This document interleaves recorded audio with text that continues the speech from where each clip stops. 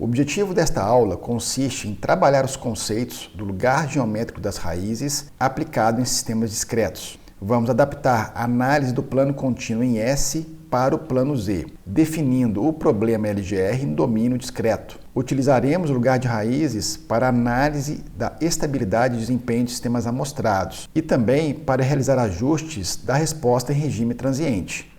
Então nós precisamos definir o problema do lugar geométrico das raízes no domínio discreto, mais precisamente no plano Z. Para isso é muito importante que vocês já estejam familiarizados com os conceitos do lugar de raiz no domínio contínuo. Sem essa base não conseguiremos avançar por aqui. Então recomendo fortemente assistir a minha videoaula, onde eu abordo com mais detalhes a análise do lugar de raiz no plano S no domínio contínuo. Feito isso, vamos traçar o diagrama de blocos do sistema amostrado da forma como temos feito até então, com o segurador de ordem 0, a função de transferência da planta contínua em S, e por enquanto vamos deixar o K do ganho DC em destaque dentro aqui da função de transferência do processo. No restante nós temos R de R a referência, C de S a saída e aqui é o amostrador com período de amostragem T. Nós precisamos agora passar esse sistema para o domínio discreto. Como já vimos anteriormente, vamos aplicar a transformada Z neste diagrama de blocos e agora nós vamos isolar o ganho K da malha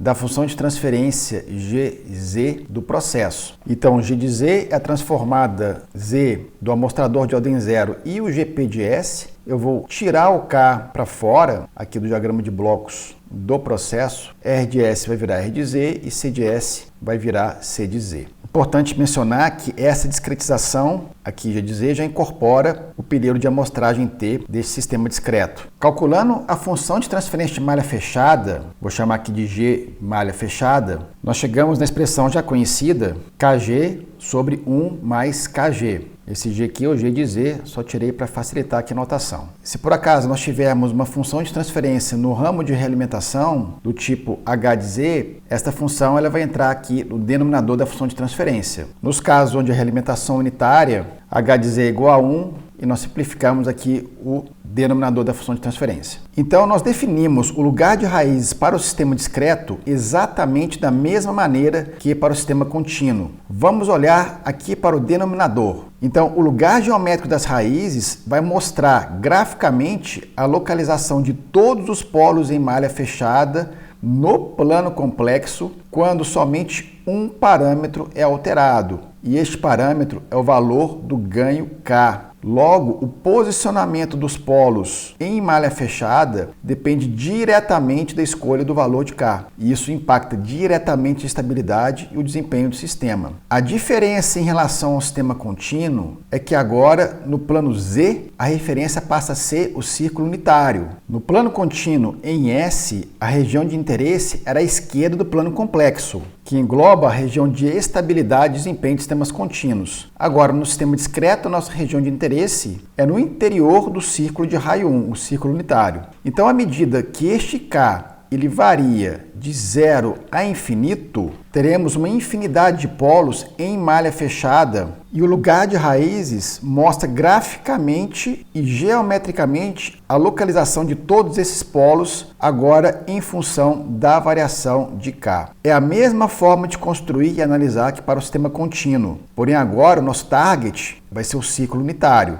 que ele vai delimitar a região de interesse para os sistemas discretos no interior aqui do ciclo unitário. O lugar geométrico das raízes no plano Z tem as mesmas características que no plano S. Ele começa nos polos e termina nos zeros, finitos e infinitos. Ele fica à esquerda de um número ímpar de polos e zeros. Ele é simétrico em relação ao eixo horizontal e também tem que satisfazer a condição matemática do lugar de raízes. O módulo de KG tem que ser igual a 1 e o ângulo de KG tem que ser um múltiplo de menos 180 graus para satisfazer a condição matemática do denominador da função de transferência em malha fechada. Aqui nesta videoaula nós não iremos focar na construção do passo a passo do lugar de raízes. Eu entendo que isso é relativamente desnecessário e pouco prático ficar desenhando o lugar de raízes na mão. Pessoalmente, eu prefiro bem mais aprofundar na análise do lugar de raízes, compreender bem o seu conceito e saber utilizá-lo de forma apropriada. E para isso, vamos fazer alguns exemplos para entender como o lugar de raízes pode ser aplicado em sistemas discretos.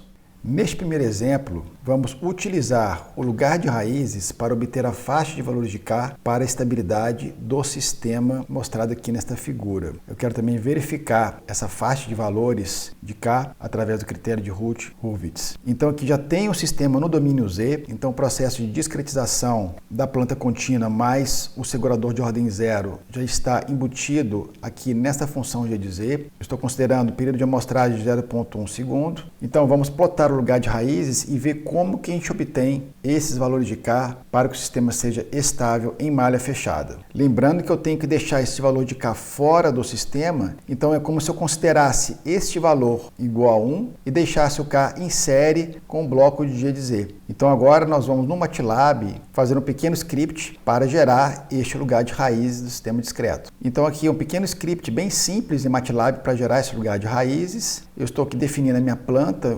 contínua. Eu defini o G de Z com K igual a 1. Isso aqui equivale a deixar o ganho K de fora ali do diagrama de blocos que eu acabei de mostrar. Então, através do comando rlox, a gente vai fazer variar o K de 0 até infinito e mostrar como que esses polos eles vão se comportar perante o círculo unitário. Os polos que estiverem dentro do círculo são estáveis, os que estiverem fora são estáveis, e os que estiverem na borda do círculo eles vão ser marginalmente estáveis, que vão nos informar o limite da estabilidade desse sistema. Vamos executar? Então vamos lá. Eu tenho o meu círculo unitário, está indicando aqui esse círculo um pouco mais preto no fundo. Eu coloquei no comando do Hurwitz Grid On. Eu consigo ver, por exemplo, todas as faixas de amortecimento constante, 0.1, 0.2 a 0.9. E aqui as linhas azul e verde, elas mostram para mim o lugar de raízes nesse sistema. Eu tenho aqui um polo em 0, um polo em 0.25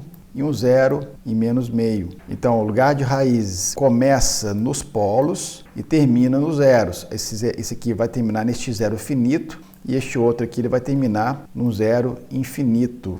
Eu posso vir para cá, ele vai vir aqui para o infinito. Muito bem. Então, eu consigo ver, ao clicar aqui no gráfico, eu consigo ver o ganho naquele ponto, o polo naquele ponto, o fator de amortecimento naquele ponto e o overshoot e a frequência correspondente. E à medida que eu vou avançando aqui, eu consigo ver todas as características aqui daquele ponto de ganho. Então, eu tenho infinitos valores de polos. Eu tenho sempre um conjugado dos dois lados, porque eu tenho um sistema de ordem 2, dois polos. Então, aqui para um ganho de 0,33, por exemplo, eu tenho um polo complexo conjugado, 0,46 mais ou menos 0,45i. Mas eu não quero isso, eu quero a faixa de ganhos para que o sistema seja estável. Então, os ganhos eles estão aqui dentro do ciclo unitário. Os ganhos que estão fora do ciclo unitário são sistemas instáveis. Eu vou ter que buscar a interseção do lugar de raízes com a borda do círculo, que pode ser ou aqui em cima ou aqui embaixo. Os ganhos vão ser os mesmos porque os polos são complexos conjugados. Então eu posso vir aqui e dar um zoom bem forte e depois vir aqui e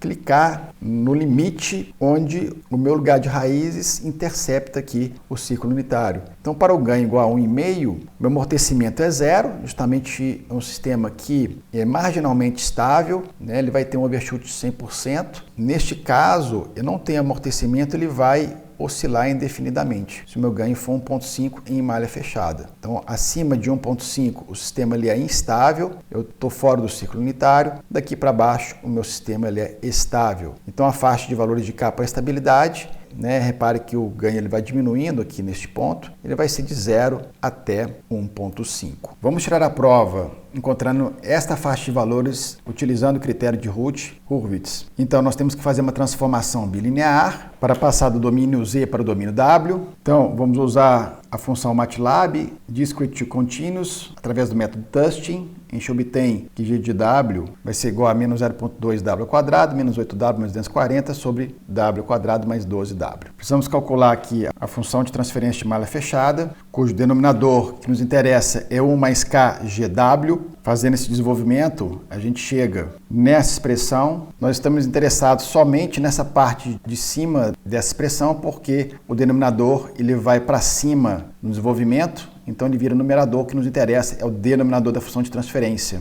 que é somente só essa parte que nós vamos trabalhar. Então aqui nós precisamos organizar este polinômio, separando as potências aqui em W, e agora nós podemos montar a nossa tabela de Root-Hurwitz. Potências W ao quadrado, W1 e W0, vamos preenchendo ali com os termos da tabela. Então primeiro 1 menos 0,2K, primeira linha, primeira coluna. Desço, coloco 12 menos 8K e 240K, tinha esquecido de colocar o K aqui. Na segunda coluna, primeira linha, não tem mais termos, eu completo aqui com 0. E o que vai estar aqui, este elemento é este, vezes esse, menos esse, sobre o de K, que vai dar 240K. Montada a tabela, o critério diz que na primeira coluna não pode haver mudança de sinal, então todos os termos da primeira coluna devem ser positivos, o que implica dizer que na primeira equação, K tem que ser menor que 5, na segunda equação, K tem que ser menor que 1,5, e na terceira equação, K tem que ser maior do que 0. Então, para satisfazer essas três condições, K menor que 5, menor que 1,5, menor que 0, logo tem que ser maior que 0 e menor que 1,5. Exatamente os valores que nós obtivemos ao traçar o lugar de raízes para este sistema.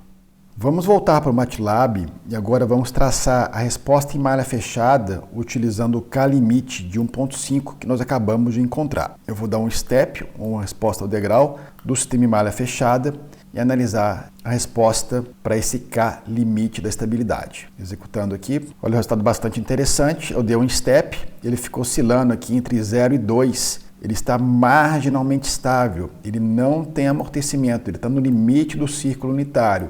Se eu for dar um zoom aqui, repare que ele está oscilando aqui entre 0 e 2, ele não converge nem diverge, ele está marginalmente estável, 1,5 é o valor limite da estabilidade para esse sistema. Se eu mudar o ganho para 1,51, eu estou saindo da zona de estabilidade, eu vou sair do círculo unitário. Olha o que acontece, o sistema ele fica completamente instável, 10 a 27. Só pelo fato de aumentar um pouquinho, sair do círculo, eu já tenho polos instáveis, basta um polo instável no meu sistema para ele se tornar instável. De forma análoga, se eu der um passinho para trás e colocar K igual a 1,49, abaixo do limite que é 1,5, eu vou estar dentro da zona de estabilidade. Se eu executar aqui agora, o sistema ele já converge aqui, o regime transitório dele está bastante oscilante, aqui não estamos discutindo o desempenho em regime transitório, nós estamos discutindo estabilidade, e aqui de fato eu estou um pouco abaixo do limite que é 1,5, os meus polos em malha fechada têm módulo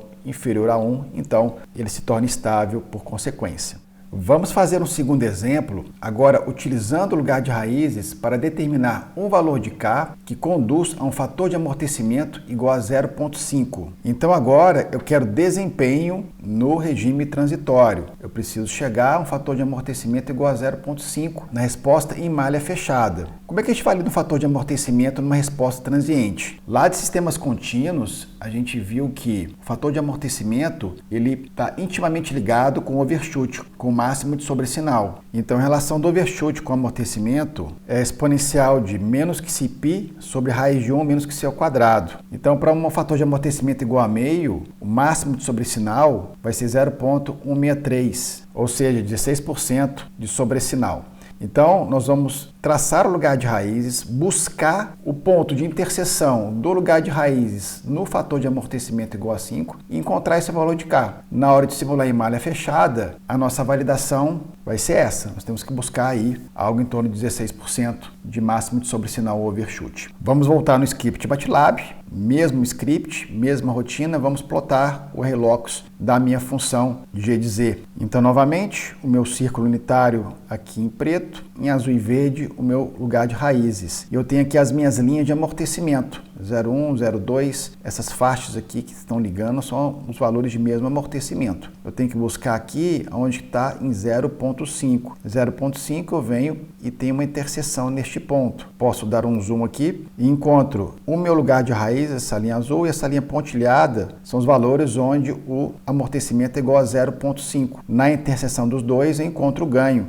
0,325. Dumping, amortecimento igual a 0,5 e overshoot 16,3 que nós acabamos de calcular. Vamos pegar então este valor, 0,325 do ganho. Voltamos aqui ao nosso script e coloquei o ganho igual a 0,325 e vamos executar e ver se de fato nós conseguimos o desempenho desejado. Então aqui nós temos a resposta ao degrau unitário, E se a gente for ver bem aqui ele tem um máximo de sobressinal, cujo valor máximo está aqui em torno de 16% mesmo, 0,163 aqui, 164. Então está muito próximo o valor de acordo com o cálculo. Então, para aquele ganho, nós conseguimos obter um regime transitório de acordo com a especificação, um amortecimento igual a 0,5, que conduz a um overshoot aí em torno de 16%.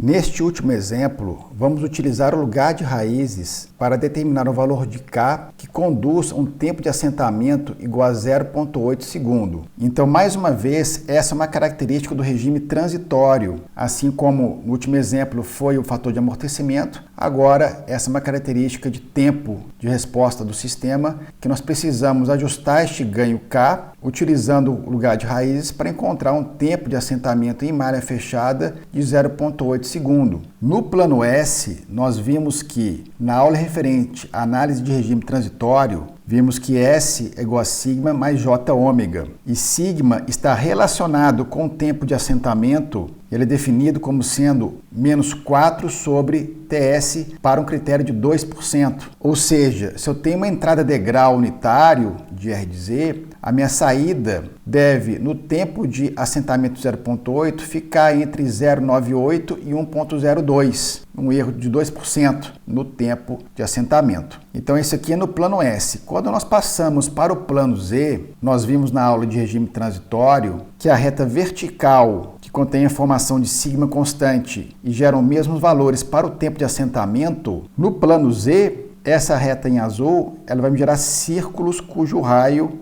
é menor do que o círculo unitário, para sistemas estáveis, é claro. Então, essa reta vertical é equivalente a esse círculo aqui, cujo raio R nós calculamos na aula de regime transitório. Esse R ele é igual a exponencial de sigma t. T é meu período de amostragem, 0,1. Eu tenho que sigma é 4 sobre TS, meu TS é 0,8, então sigma é igual a menos 5. Substituindo aqui, sendo que o período de amostragem é 0,1, então nós temos exponencial de menos 0,5. Logo, o meu raio R vai ser igual a 0,6065. E como nós relacionamos esse raio com o ganho que nós temos que encontrar? Então, eu peguei o plot do lugar de raízes do nosso sistema.